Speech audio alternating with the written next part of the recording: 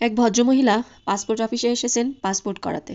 Officer জানতে চাইলেন আপনার পেশা কি। মহিলা বললেন আমি একজন মা। আসলে শুধু মা তো কোনো পেশা হতে পারে না, তাহলে আমি লিখে দিচ্ছি আপনি একজন গৃহিণী। মহিলা খুব খুশি হলেন। পাসপোর্টের কাজ কোনো ঝামেলা ছাড়াই শেষ হয়ে গেল। অনেক দিন পর এবারে পাসপোর্টটা রিনিউ করা দরকার, যে কোনো সময় কাজে লাগতে পারে। আবার পাসপোর্ট অফিসে আসলেন, দেখলেন আগে সেই অফিসার নেই। খুব ভারিক্কি রুক্ষ মেজাজের এক লোক বসে আছেন।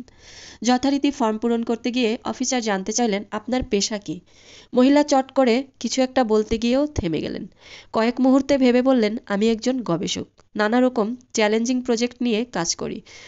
আমরা প্রতিটি শিশুর মানসিক এবং শারীরিক বিকাশ সাধন করি, শিশুকে পর্যবেক্ষণ করে সে অনুযায়ী পরিকল্পনা প্রণয়ন করি, বয়স্কদের নিবিড় পরিচর্যা করি ও খেয়াল রাখি, সুস্থ পরিবার ও সমাজ নির্মাণে নিরলস শ্রম দিয়ে রাষ্ট্রের কাঠামোগত ভিত মজবুত করি। মহিলা বলে যাচ্ছেন প্রতিটি মুহূর্তেই আমাকে নানা রকমের চ্যালেঞ্জের ভিতর দিয়ে যেতে হয় এবং অত্যন্ত দক্ষতার সাথে তা মোকাবেলা করতে হয়, কারণ আমার সামান্য ভুলের জন্য বিশাল ক্ষতি হয়ে যেতে পারে। মহিলার কথা শুনে অফিসার একটু নড়েচড়ে বসলেন। মহিলার দিকে এবার যেন একটু শ্রদ্ধা আর বিশেষ নজরে তাকালেন। অনেক কৌতূহল নিয়ে অফিসারটি জিজ্ঞেস করলেন ম্যাডাম, আসলে আপনার মূল পেশাটি যদি আর একটু বিশদভাবে বলতেন। আমাদের রিসার্চ প্রজেক্ট তো আসলে সারা জীবন ধরেই চলে। সর্বক্ষণ আমাকে ল্যাবরেটরি এবং ল্যাবরেটরির বাইরেও কাজ করতে হয়। এই কাজের চাপে আমার নাওয়া খাওয়া ঘুমের সময়ের ঠিক থাকে না। সব সময় আমাকে কাজের প্রতি সজাগ থাকতে হয়। এই তো আজকাল আমি সমাজবিজ্ঞান, পারিবারিক স্বাস্থ্য আর নৈতিকতা বিকাশ এই তিনটি ক্ষেত্রেই একসাথে কাজ করছি, যা পৃথিবীর সবচেয়ে জটিল প্রকল্পগুলোর অন্যতম।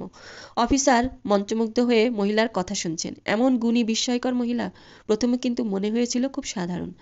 প্রতিদিন আমাকে 14 থেকে 16 ঘন্টা, আবার কোনো কোনো দিন আমাকে 24 ঘন্টাই ল্যাবে কাজ করতে হয়। পৃথিবীর সব পেশাতেই কাজের পর ছুটি বলে যে কথাটি আছে, আমার পেশাতে সেটা একেবারেই নেই। 24 ঘন্টাই আমার অনকল ডিউটি। এও কিভাবে সম্ভব? অফিসারটি ভাবতেই পারছেন না। আপনার হয়তোবা জানতে ইচ্ছে করছে বিনিময়ে কি পাই।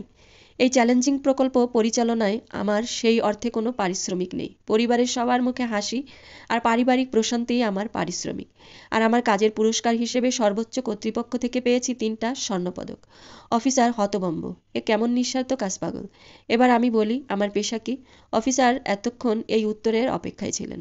আমি একজন মা, এই পৃথিবীর অতি সাধারণ এক মা। মহিলার কথা শুনে গম্ভীর অফিসারটি এবারে বাকরুদ্ধ হয়ে পড়েন। চেষ্টা করেও আর নিজের চোখে জল আটকাতে পারছেন না। তার নিজের মায়ের মুখ চোখের সামনে ভেসে ওঠে। তিনি খুব সুন্দর করে ফর্মের সব কাজ শেষ করেন। মহিলাকে একদম সিঁড়ির দরজা পর্যন্ত এগিয়ে, তারপর নিজের অফিস রুমে এসে বসলেন। ড্রয়ার হাতে একটি ধূসর হয়ে যাওয়া ছবি বের করলেন। ক্ষণিকের নীরবতা, অপলক নয়নে তাকিয়ে বিড়বিড় করে আপন মনে ডাকছেন, মা, মাগো। আসলে আমরা আমাদের সংসারে মায়েদের অবদান অনেক বেশি। একটা সংসারে মা অনেক কাজ করে যান। এই কথাটা আমরা আমাদের সমাজের কেউ বুঝি, আবার কেউ বুঝি না।